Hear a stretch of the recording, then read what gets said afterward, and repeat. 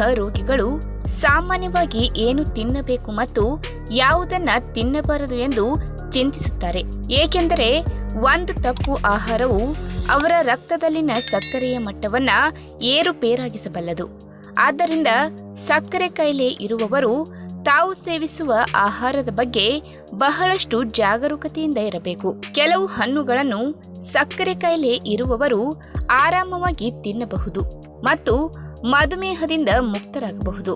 ಅವುಗಳಲ್ಲಿ ನೇರಳೆ ಹಣ್ಣು ಕೂಡ ಒಂದು. ಹಾಗಾದ್ರೆ ನೇರಳೆ ಹಣ್ಣು ಮಧುಮೇಹಿಗಳಿಗೆ ಯಾವೆಲ್ಲ ರೀತಿಯಲ್ಲಿ ಸಹಾಯಕವಾಗಲಿದೆ ಎಂಬುದನ್ನ ಇವತ್ತಿನ ವಿಡಿಯೋ ಮುಖಾಂತರ ತಿಳಿದುಕೊಳ್ಳೋಣ. ಅದಕ್ಕಿಂತ ಮುಂಚೆ ನೀವಿನ್ನೂ ನನ್ನ ಚಾನಲ್ಗೆ ಸಬ್ಸ್ಕ್ರೈಬ್ ಆಗಿಲ್ಲ ಅಂದ್ರೆ ಪ್ಲೀಸ್ ಸಬ್ಸ್ಕ್ರೈಬ್ ಮಾಡ್ಕೊಳ್ಳಿ. ಹಾಗೆ ಪಕ್ಕದಲ್ಲೇ ಇರುವಂತಹ ಬೆಲ್ ಐಕಾನ್ ಕ್ಲಿಕ್ ಮಾಡಿ.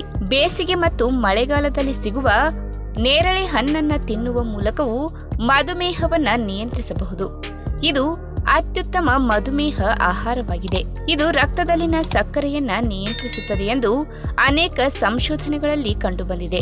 ಇದನ್ನ ಸರಿಯಾಗಿ ತಿನ್ನುವುದರಿಂದ ಮಧುಮೇಹವನ್ನ ನಿಯಂತ್ರಣದಲ್ಲಿ ಇಡಬಹುದು. ಇನ್ನು ಪೌಷ್ಟಿಕ ತಜ್ಞರ ಪ್ರಕಾರ ನೇರಳೆ ಹಣ್ಣು ಕಡಿಮೆ ಗ್ಲೈಸೆಮಿಕ್ ಇಂಡೆಕ್ಸ್ ಹೊಂದಿರುವ ಆಹಾರವಾಗಿದೆ.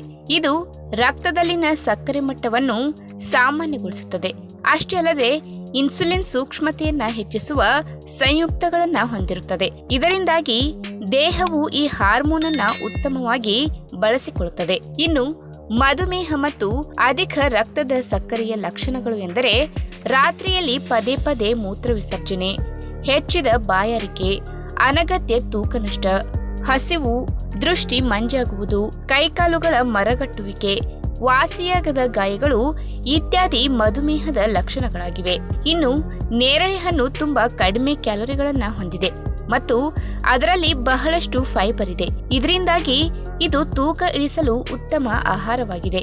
ಇದು ದೀರ್ಘಕಾಲದವರೆಗೆ ಹೊಟ್ಟೆಯನ್ನ ತುಂಬಿರುವಂತೆ ಮಾಡುವುದರ ಜೊತೆಗೆ ಕ್ಯಾಲೋರಿ ಸೇವನೆಯನ್ನ ಕಡಿಮೆ ಮಾಡುತ್ತದೆ. ಇನ್ನು ಮಧುಮೇಹಕ್ಕೆ ಚಿಕಿತ್ಸೆ ನೀಡುವ ನೇರಳೆ ಹಣ್ಣು ರೋಗ ನಿರೋಧಕ ಶಕ್ತಿಯನ್ನ ಹೆಚ್ಚಿಸುತ್ತದೆ.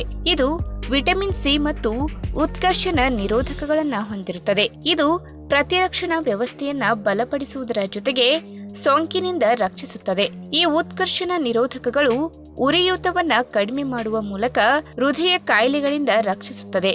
ಅಷ್ಟೇ ಅಲ್ಲದೆ ನೇರಳೆ ಹಣ್ಣು ತಿನ್ನುವ ಪ್ರಯೋಜನಗಳು ಕೇವಲ ಮಧುಮೇಹ ಚಿಕಿತ್ಸೆ, ತೂಕ ನಷ್ಟ ಮತ್ತು ರೋಗ ನಿರೋಧಕ ಶಕ್ತಿಯನ್ನ ಹೆಚ್ಚಿಸುವುದರ ಹೊರತಾಗಿ ಅಧಿಕ ರಕ್ತದ ಸಕ್ಕರೆಯಲ್ಲಿ ಕಡಿತ, ಆರೋಗ್ಯಕರ ಚರ್ಮ, ಆರೋಗ್ಯಕರ ಕೂದಲು, ಉತ್ತಮ ರಕ್ತ ಪರಿಚಲನೆಗೆ ಸಹಕಾರಿಯಾಗಿದೆ.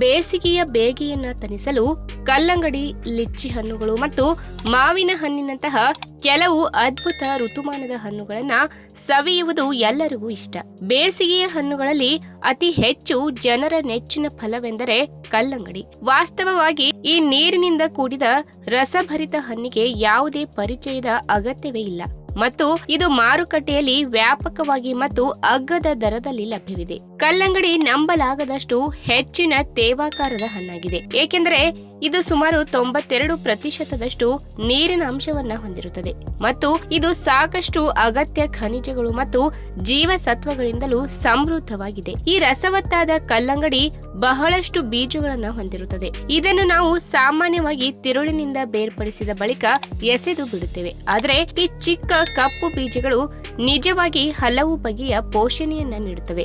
ಕಲ್ಲಂಗಡಿ ಹಣ್ಣು ದೊಡ್ಡ ಗಾತ್ರದ ಫಲವಾಗಿದ್ದರೂ ಹಣ್ಣಿನೊಳಗಿನ ಬೀಜಗಳು ಮಾತ್ರ ಚಿಕ್ಕದಾಗಿದ್ದು ಕೆಲವು ಮಾಂತ್ರಿಕ ಗುಣಗಳನ್ನ ಹೊಂದಿದೆ.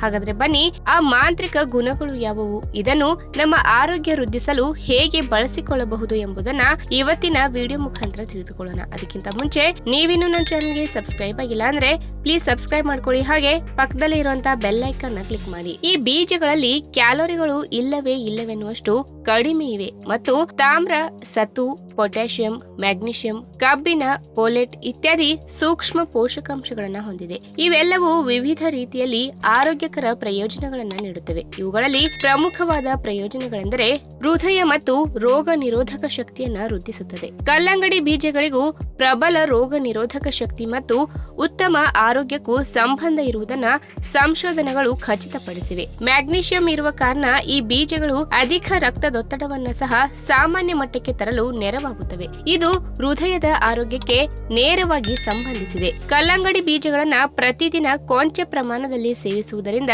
ನಿಮ್ಮ ಹೃದಯದ ಆರೋಗ್ಯವನ್ನ ಹೆಚ್ಚಿಸಲು ಮತ್ತು ನಿಮ್ಮ ರಕ್ತದೊತ್ತಡವನ್ನ ಕಾಪಾಡಿಕೊಳ್ಳಲು ನೆರವಾಗುತ್ತದೆ. ಅಷ್ಟೇ ಅಲ್ಲದೆ ಕಲ್ಲಂಗಡಿ ಬೀಜಗಳಲ್ಲಿ ತಾಮ್ರ, ಮ್ಯಾಂಗನೀಸ್ ಮತ್ತು ಪೊಟ್ಯಾಷಿಯಂನಂತಹ ಖನಿಜಗಳ ಅಂಶ ಹೆಚ್ಚಿನ ಪ್ರಮಾಣದಲ್ಲಿದೆ. ಈ ಖನಿಜಗಳು ಇತರ ಸೂಕ್ಷ್ಮ ಪೋಷಕಾಂಶಗಳೊಂದಿಗೆ ನಮ್ಮ ಮೂಳೆಗಳನ್ನ ಆರೋಗ್ಯಕರವಾಗಿರಿಸಲು ಸಹಾಯ ಮಾಡುತ್ತದೆ. ಬೀಜಗಳು ನಮ್ಮ ಎಲುಬುಗಳನ್ನ ಬಲಪಡಿಸುವುದರೊಂದಿಗೆ ಮತ್ತು ಮೂಳೆಯ ಸಾಂದ್ರತೆಯನ್ನ ಉತ್ತಮಪಡಿಸುವುದರೊಂದಿಗೆ ಸಂಬಂಧವನ್ನ ಹೊಂದಿವೆ. ಇನ್ನು ಕಲ್ಲಂಗಡಿ ಬೀಜಗಳಲ್ಲಿ ಪೋಲೇಟ್, ಕಬ್ಬಿಣ, ಸತ್ತು, ತಾಮ್ರ, ಮ್ಯಾಗ್ನೀಷಿಯಂ, ಪೊಟ್ಯಾಷಿಯಂ ಮೊದಲಾದ ಪೋಷಕಾಂಶಗಳು ಸಮೃದ್ಧವಾಗಿದ್ದು ಈ ಕಾರಣದಿಂದ ಇವನ್ನು ಶಕ್ತಿ ಕೇಂದ್ರ ಅಥವಾ ಪವರ್ ಹೌಸ್ ಎಂದು ಕರೆಯಲಾಗುತ್ತದೆ. ಅಲ್ಲದೆ ಈ ಬೀಜಗಳನ್ನ ಹೆಚ್ಚು ಪೌಷ್ಟಿಕಾಂಶವೆಂದು ಪರಿಗಣಿಸಲಾಗುತ್ತದೆ, ಏಕೆಂದರೆ ಅವು ಅಮೈನೋ ಆಮ್ಲಗಳು, ಪ್ರೋಟೀನ್ಗಳ ಮತ್ತು ವಿಟಮಿನ್ ಬಿ ಕಾಂಪ್ಲೆಕ್ಸ್ ಗಳಿಂದ ಸಮೃದ್ಧವಾಗಿವೆ. ಈ ಎಲ್ಲಾ ಪೋಷಕಾಂಶಗಳು ಒಟ್ಟಾಗಿ ನಿಮ್ಮ ದೇಹದ ಜೀವ ರಾಸಾಯನಿಕ ಕ್ರಿಯೆಯನ್ನು ಹೆಚ್ಚಿಸಲು ಸಹಾಯ ಮಾಡುತ್ತದೆ. ಅಷ್ಟೇ ಅಲ್ಲದೆ ಈ ಬೀಜಗಳಲ್ಲಿ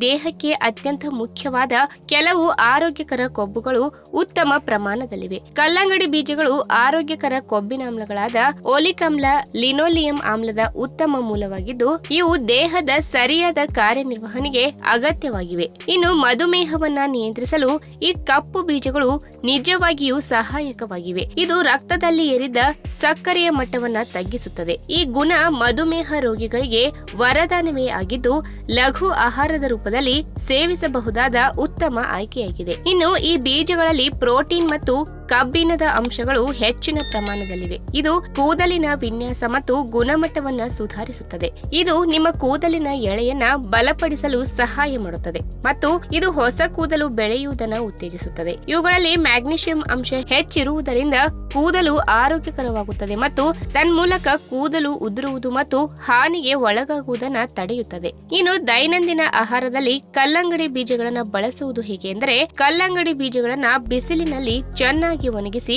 ಬಳಿಕ ಬಾಣಲೆಯಲ್ಲಿ ಚಿಕ್ಕ ಉರಿಯಲ್ಲಿ ಹುರಿಯಿರಿ. ಬಳಿಕ ಗಾಳಿಯಾಡದ ಜಾಡಿಯಲ್ಲಿ ಅವುಗಳನ್ನ ಹಲವು ದಿನಗಳವರೆಗೆ ಸಂಗ್ರಹಿಸಿ. ಯಾವಾಗಲೂ ಹಸಿವಿನಿಂದ ಬಳಲುತ್ತಿರುವವರಿಗೆ ಇದು ಆರೋಗ್ಯಕರ, ಇನ್ನು ರುಚಿಕರವಾದ ಸಂಜೆಯ ತಿಂಡಿಯಾಗಿ ಉತ್ತಮ ಆಯ್ಕೆಯಾಗಿದೆ. ಇವುಗಳು ನಿಮ್ಮ ಆಹಾರದ ಪೌಷ್ಟಿಕಾಂಶವನ್ನ ಹೆಚ್ಚಿಸುತ್ತದೆ ಮತ್ತು ಈ ಸಣ್ಣ ಬೀಜಗಳನ್ನ ನಿಮ್ಮ ಸಲಾಡ್ಗಳಿಗೆ ಅಥವಾ ಇತರ ವನ ಬೀಜಗಳೊಂದಿಗೂ ಸೇವಿಸಬಹುದು. ಇದರ ರುಚಿ ನಿಮಗೆ ರುಚಿಸದೇ ಇದ್ದರೆ ಈ ವನ ಬೀಜಗಳನ್ನ ನೀವು ಪುಡಿಯನ್ನಾಗಿ ಮಾಡಬಹುದು ಮತ್ತು ಅದೇ ರುಚಿ ಮತ್ತು ಪ್ರಯೋಜನಗಳನ್ನ ಆನಂದಿಸಬಹುದು. ಈ ವಿಡಿಯೋ ನಿಮಗೆ ಇಷ್ಟವಾದಲ್ಲಿ ತಪ್ಪದೆ ಲೈಕ್ ಮಾಡಿ, ಶೇರ್ ಮಾಡಿ, ಹಾಗೆ ನಿಮ್ಮ ಅನಿಸಿಕೆನ ಕಮೆಂಟ್ ಮೂಲಕ ತಿಳಿಸಿ.